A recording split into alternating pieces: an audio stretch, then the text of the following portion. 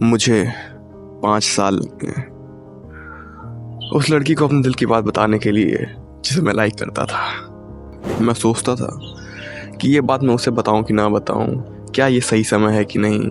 यार मैं इतना रुका हूँ, थोड़ा और रुक जाता हूँ, क्या होता कोई सही समय आ जाए। और यही करते करते मेरे पूरे 5 साल निकल जाते हैं। और जिस दिन मैं ये बात बताने वाला था ना उसे, उस दिन मेरे अंदर इतनी हिम्मत नहीं थी कि मैं डायरेक्टली जाऊं और उसे ये बात बता दूं। लेकिन फिर भी एक पर्सन ने मेरी हेल्प करी, जिसकी वजह से मैंने बता दिया। लेकिन अगर उस पर्सन ने मेरी हेल्प ना करी होती ना उस दिन, तो हो सकता है जो 5 साल का आंकड़ा है ना, ये ज़्यादा भी हो सकता है, 6 साल पता नहीं कितना। लेकिन चलो भगवान की कृपा सही था। तो अगर तुम्हारे पास भी कोई ऐसा है जिससे तुम सोच रहे हो कि तुम अपने दिल की बात बताने का, लेकिन तुम श्योर नहीं हो थोड़ा सा कि यार ये सही समय है कि नहीं समय है, क्या मैं बताऊँ ना बताऊँ, क्या सही रहेगा कि नहीं सही रहेगा, तो ये वीडियो तुम्हारे लिए ही है। क्योंकि तुम्हारा फीड पे इस वीडियो का आना और तुम्हारा इस पे क्लिक करना यही शो करता है कि यूनिवर्स तुम्हें एक सिग्नल दे रहा है कि यही वो सही समय है जब तुम जाओ और अपने दिल की बात बताओ उस लड़की को जिसे तुम लाइक करते हो। मेरे पास ऑलरेडी 2 वीडियो पड़ी हुई है अपने चैनल पे अपलोड करने के लिए, एडिटेड। और मेरे पास एक स्क्रिप्ट भी थी जिसको मैं आज रिकॉर्ड करने वाला था। लेकिन पता नहीं क्यों मेरे माइंड में ये ख्याल आता है कि इस टॉपिक पे वीडियो बनाना ज़रूरी है। जो कई सारे लोग हैं, कई सारे लौंडे हैं जो बिल्कुल मेरी तरह ही थोड़े से ओवर थिंक करते रहते हैं, कन्फ्यूज़ रहते हैं।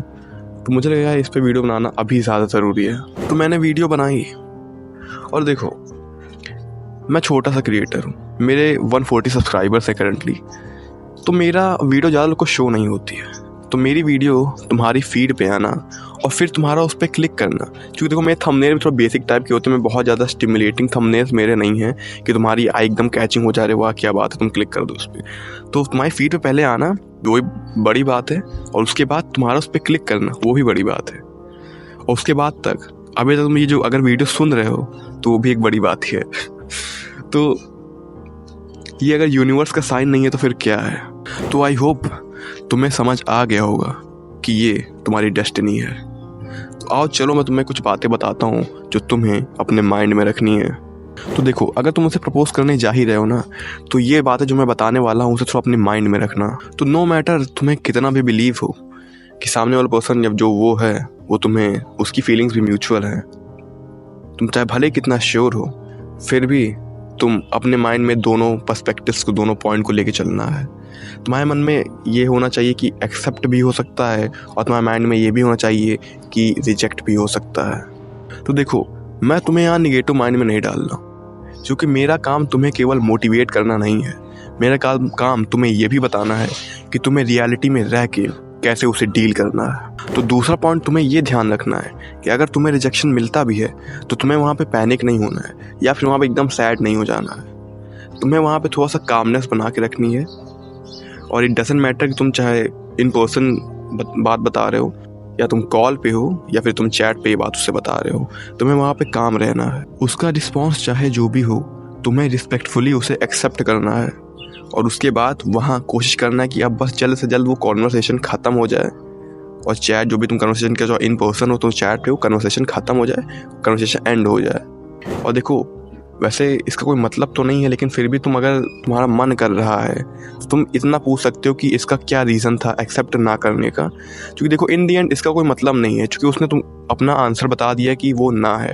तो अगर वो ना है तो चाहे जो भी रीज़न, उससे फ़र्क नहीं पड़ता। क्योंकि होता ये भी नहीं, अगर तुम पूछ रहे हो कि ऐसा क्या रीज़न है तुम्हारे ना एक्सेप्ट करने का।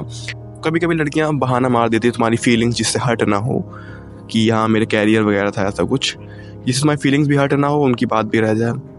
तो इसलिए इसका कोई मतलब तो नहीं, लेकिन तुम अपनी पर्सनल सेटिस्फैक्शन के लिए क्वेश्चन पूछ सकते हो। बस इसके बाद तुमको कुछ नहीं बोलना है, just respectfully and the conversation, that's it. और अगर वो एक्सेप्ट कर लेती है तब तो फिर भाई जश्न होगा, और अपने भाई को पार्टी देना ना भूलना। देखो, बहुत सारे लोग हैं जो बिल्कुल मेरी तरह बहुत ओवर थिंक करते रहते हैं, कंफ्यूज रहते हैं, सोचते हैं मैं बताऊं कि ना बताऊं, क्या ये सही समय है कि नहीं समय है। और यही सब करते करते बहुत टाइम बीत जाता है, और इन दी एंड हो सकता है या तो तुम्हें पता चलता है कि उसने कोई नया बॉयफ्रेंड बना लिया है, या तो फिर ये होता है कि यार मैंने इसे पहले क्यों नहीं बताया, मेरा इतना टाइम वेस्ट हो गया, मुझे तो और पहले बताना चाहिए था।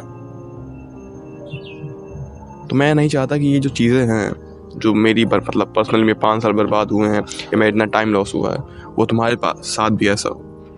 मैं नहीं चाहता कि तुम इन फ्यूचर तुम कभी जाओ अपनी लाइफ में ये रिग्रेट करो कि काश मैं उसे अपनी फीलिंग्स उस टाइम बता देता तो आज हो सकता है चीज़ें डिफरेंट होती। रिग्रेट नहीं करना भाई। Failure is better than regret, ये बात तुमने सुनी होगी।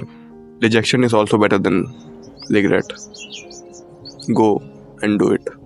तो यही मुझे बस कहना था, और जाते जाते मैं बस यही कहना चाहूँगा, ask her out before someone else ask her out, and it's your bro Dave, and I'm always rooting for you. Peace.